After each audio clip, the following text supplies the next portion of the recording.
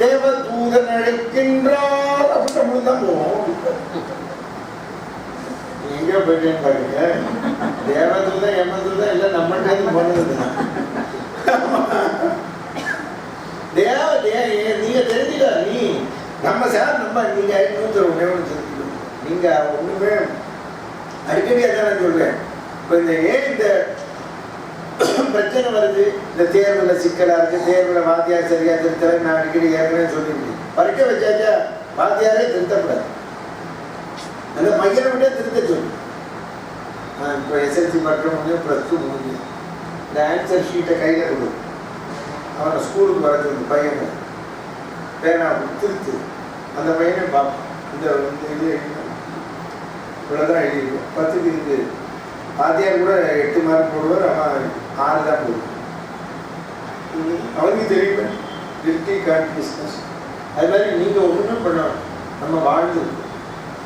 நீங்கள் 40 வயசு வாழ்ந்தோம், 50 வயசு வாழ்ந்தோம், 58 வயசு வாழ்ந்தோம். நல்லபடியாக வாழ்ந்தோமா, வீட்டுக்காரமாக நடந்துட்டோமா, சாயா சாப்பிடா நடந்துட்டோமா, புருஷனுக்கு நடந்துட்டோமா, குழந்தைகளுக்கு நல்லது பண்ணோமா, சமுதாயத்துக்கு போனோமா, இப்படி இருந்தால் எல்லா லிஸ்ட்டையும் எழுதி மார்க் போடும்.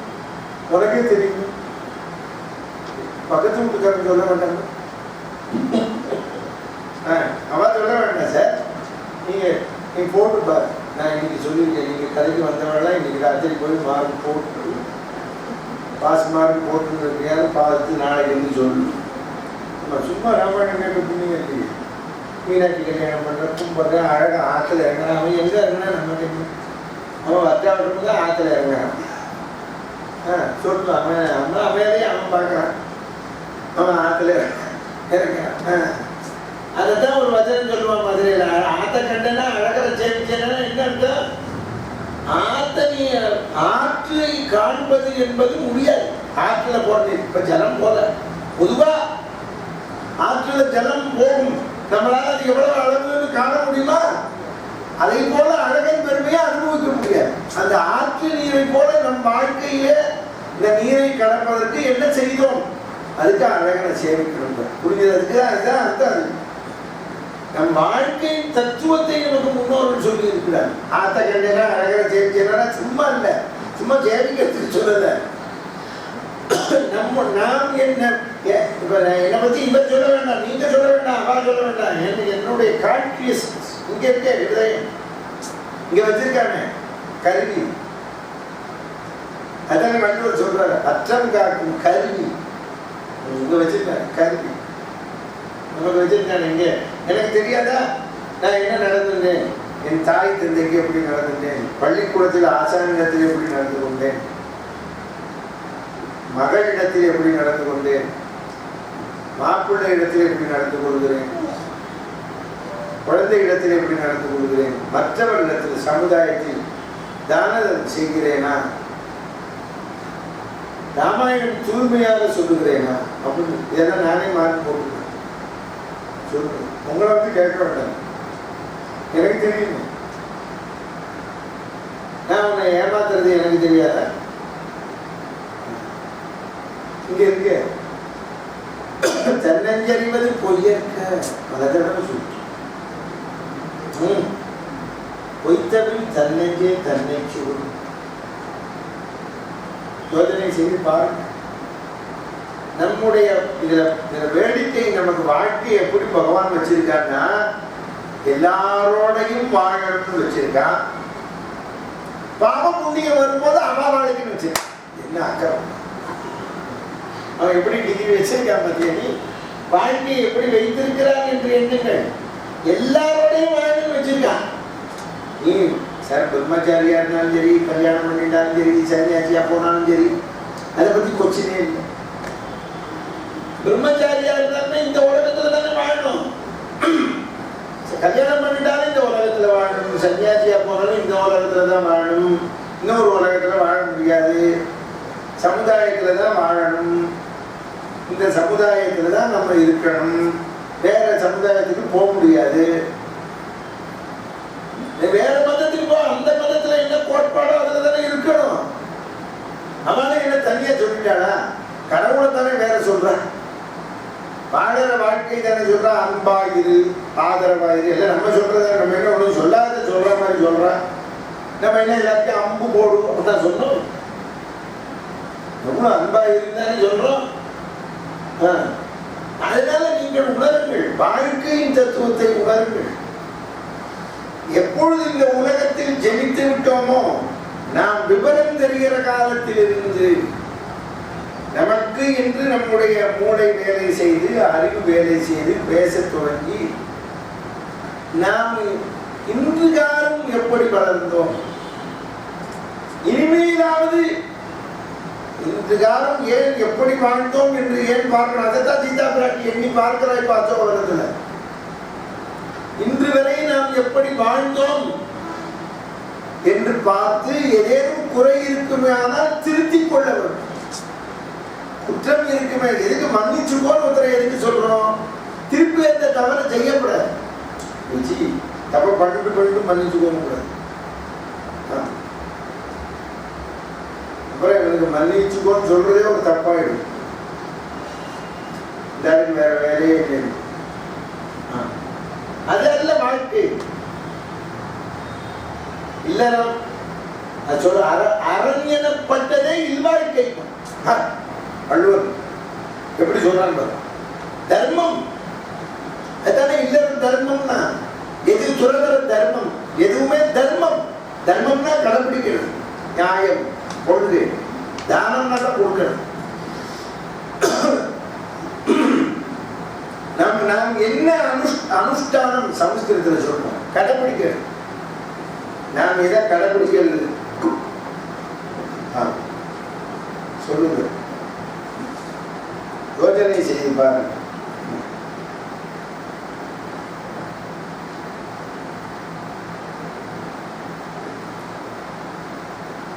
சார், அப்ப நீங்க கேட்ப சமுதாயம்னு வரும்போது எல்லாரும் மற்றவர்கள் சொல்றது அப்புறம் இருக்கு.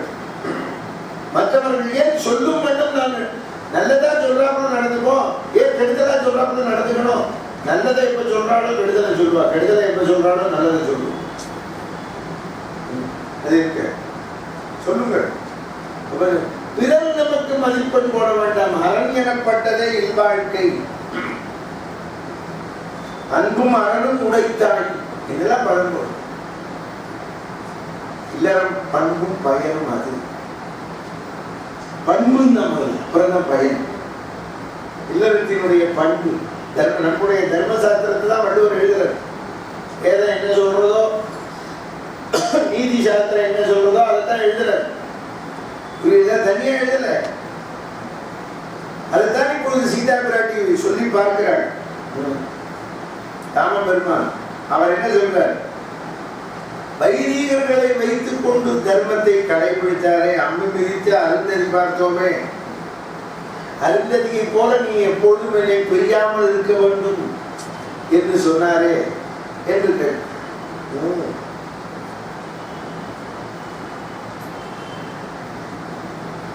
சொல்றாங்க. அருந்ததியை போல, அருந்ததி நட்சத்திர வடிவத்திலும் பிரியாதவன் கணவன். திருமணம் செய்து கொடுப்பதே அதற்குத்தானே. இல்லற தர்மமே அதற்குத்தானே. அடுத்தாற்பால சொல்லுகிறார் பாருங்க.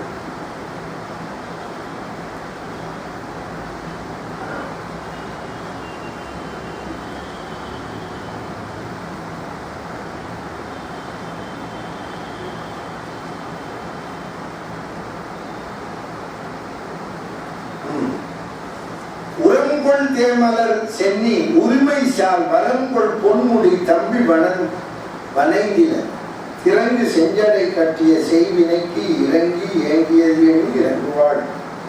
உனக்கு ராஜ்யத்தை வாங்கி கொடுத்திருக்கிறேன் என்று கைகை சொன்னவுடனே அந்த ராஜ்யம் எனக்கு வேண்டாம் என்று ஜடாமுடி தரித்து காவி உடை அணிந்து வந்து பரதாழ்வான் பணிந்ததை ஏற்றுக்கொண்டு ஏன் இப்படி இருக்கிறாய் என்று கண்ணிலே நீர் வடித்து பரதனை போற்றிய அந்த காட்சியை கண்டு எழுதுகிறாள். பாருங்கள் என்ன சொல்லுகிறேன். பரதனுடைய பெருமையை எண்ணி பார்க்கிறாள். புரியுதோ உங்களுக்கு? அந்த காட்சியை நினைத்து பார்க்கிறாள். உனக்குத்தான் ராஜாங்கம் என்று சொன்ன உடனே வேண்டாம் என வந்தானே, அதைத்தான் சொல்லுகிறேன். இவர்கள் தர்மத்தை கடைபிடித்தார்கள், கைகை கடைபிடிக்க. அதுதான் கைகையோட வரம் தோத்து போச்சு. ராமர் பரதனுக்கு கொடுத்தார், பரதன் ஏத்துக்கல, அதை நினைச்சு பார்க்கிறாரு. நான் தோற்று போய்விட்டேன். கைகை பார்த்தா மார்க்கு போச்சு, இப்ப சொன்னீங்கன்னா அவன் மார்க்கு போட்டுக்கணும். அதனால பரதாழ்வானுக்கு மார்க்கு கூடித்து. எனக்கு இது தகுதி இல்லை என்று நிராகரித்தாரே, அதை எண்ணி பார்க்கிறார். ஆமாம், அந்த பரதாழ்வானை பாராட்டினாரே. பரதாழ்வானை பார்த்து நீ ஏன் இப்படி இருக்கிறாய், உனக்கு தானே அரசாட்சி கொடுத்திருக்கிறார். இதிலேயே பாருங்கள் கருத்து. தாய் பிதாவினுடைய பேச்சை ஏற்று நான் கானகம் வந்தேன், என்னுடைய சிற்றன்னையின் பேச்சை கேட்டு ஆழ்வார் பாசுரத்திலே சொன்னார். சிற்றவை பணியால் முடி துறந்தானே திருவள்ளி கேணி கண்டேன். வாஸ்தவம். இப்பொழுது அன்றே நான் குறிப்பிட்டேன், இருந்தாலும் இப்பொழுது குறிப்பிடுகிறேன். பெத்தவனுடைய பேச்சை அவன் கேட்கவில்லை. பின்னாலே சொல்லுகிறான், பரதாழ்வானை கவிச்சக்கரவர்த்தி ஈன்றவள் பகைஞன், பெற்றவளுக்கு விரோதி. ஏனென்றால் அவள் தகுதியற்றதை சொல்லுகிறான். இல்லைன்னா அவன் விரோதியா போற. இங்கேதான் நீங்கள் கவனிக்கிறோம். தகுதியற்றதை ஒருவன் தாயே சொன்னாலும் ஏற்றுக்கொள்ளக்கூடாது. தகுதி இல்லாததை ஒன்றை அவள் ஏன் சொல்ல வேண்டும்? இப்பொழுது அவள் தான் தோது போறாள். இப்ப கைகை வாழ்க்கையிலே கணவனுக்கேற்ற மனைவியாக வாழவில்லை, மகனுக்கேற்ற தாயாக தோற்றது அவள், வென்றது இவர்கள். கணவனிடத்திலே நான் செம்பராசுர யுத்தத்திலே காப்பாற்றினேன், உன்னை எனக்கு 2 வரம் கொடு போச்சு.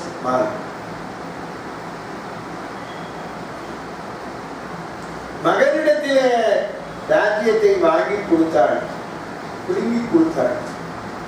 ராமர் கொடுத்தது போச்சு. மகனுக்கு ராஜ்யத்தை அமைந்ததுக்கு கெட்ட பேரை சம்பாதிச்சு ஊரே திட்டு. அதுக்கப்புறம் அதை அவன் நிவர்த்தி பண்றாப்புல ஆயிடுச்சு. பாதுகை வாங்கி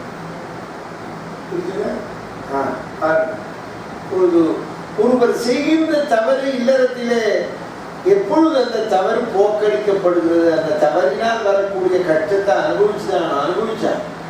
14 வருடம் அனுபவிச்சான். கைகை இழைத்த கொடுமை, கூனி இழைத்த கொடுமை, அதைத்தான் கவி சக்கரவர்த்தி சொன்னார். கூனி எப்படியா வந்தானா, ராவணன் இழைத்த கொடுமை போலேன்னா. இதிலிருந்து நீங்கள் அப்போதே தெரிந்து கொள்ள வேண்டும், ராவணன் இப்ப சீதைக்கு இழைத்த கொடுமை. இதுக்கு முன்னாலேயே பல கொடுமைகளை செய்ததை அயோத்தியா காண்டத்திலேயே காட்டிவிட்டான் கவி சக்கரவர்த்தி. என்ன கொடுமை? தேவாலய ஜெயில வச்சிருக்கா. குபேரன்ட்ட போய் புஷ்ப விமானத்தை பிடிக்கிட்டு வந்தான். என்னன்னா பலாத்காரம்.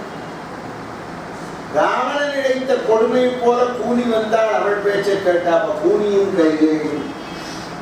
அப்பொழுது இதிலிருந்து தெரிந்து கொள்ளுங்கள், ராவணனுடைய குணம், ராவணனுடைய குணம் என்பது உலகம் பூரா பரவி இருந்தது. ஏன்னா அவன் மூச்சு காத்து விட்டுருக்கான். எல்லாரும் 2 மூக்குல விட்டானா 20 மூக்குல 10 கஷ்டம். பொல்லாதவனுக்கு போய் 20 மூக்கு இருக்குது பாருங்க.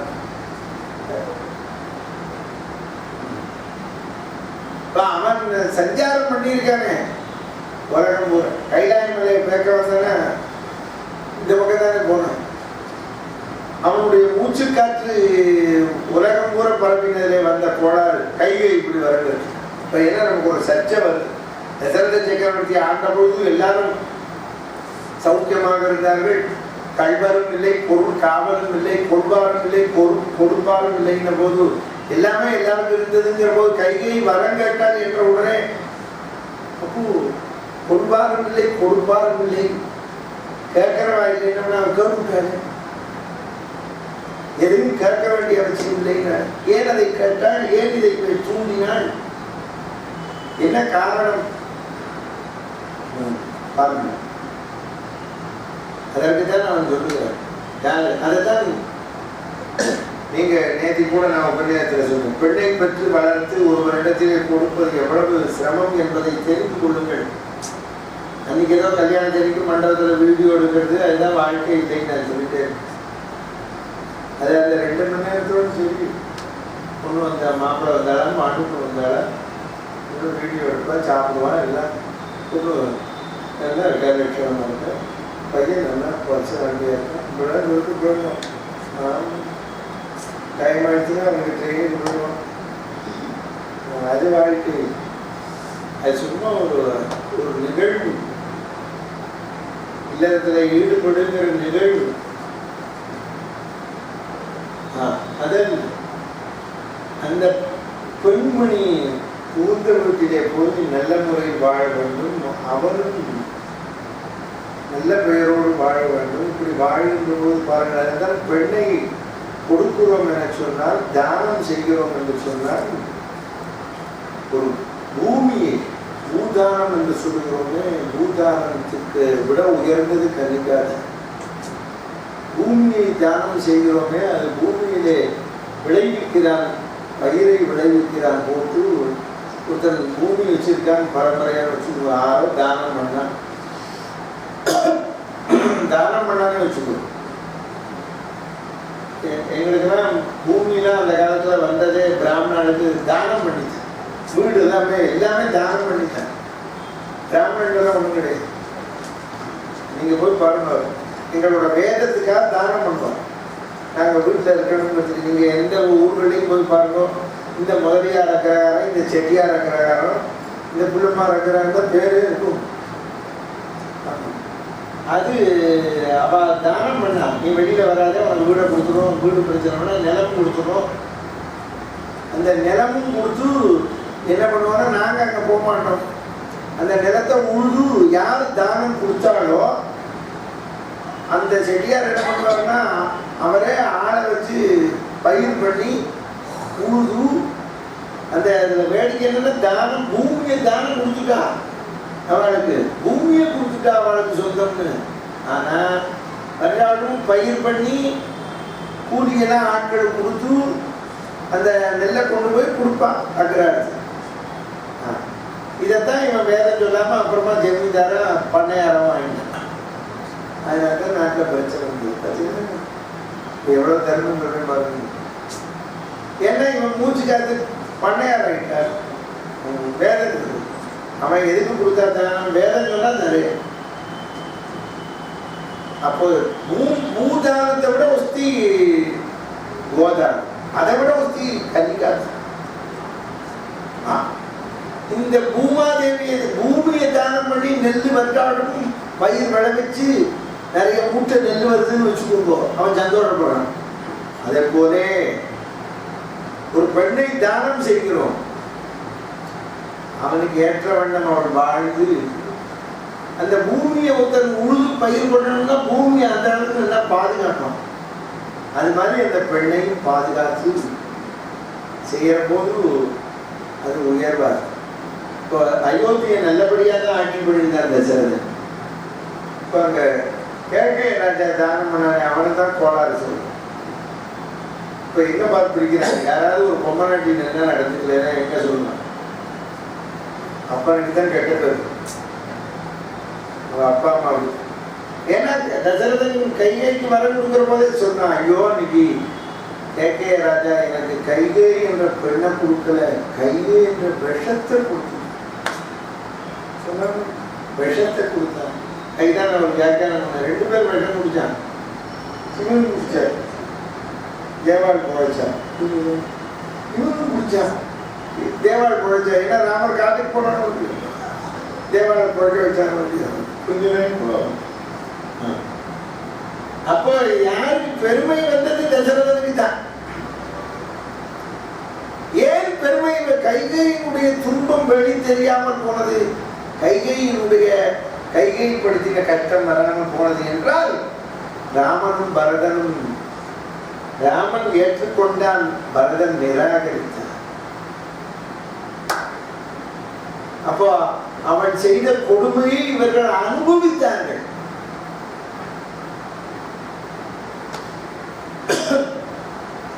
அவளும் மருமகள் தானே வந்த வசீதை, பரதம் கொண்டாட்டி, லட்சுமணன் கொண்டாட்டி, சத்ருகன் கொண்டாட்டி, எல்லாரும் விட்டு மருமகள் தானே, கைகையை போல மருமகள் தானே.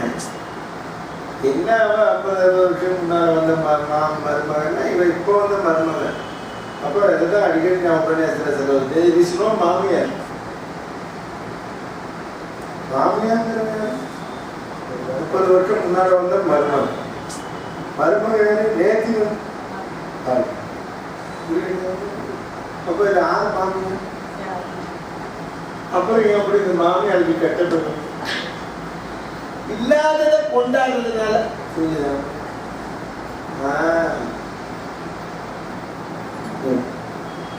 வில்லங்கமா இருக்கும்.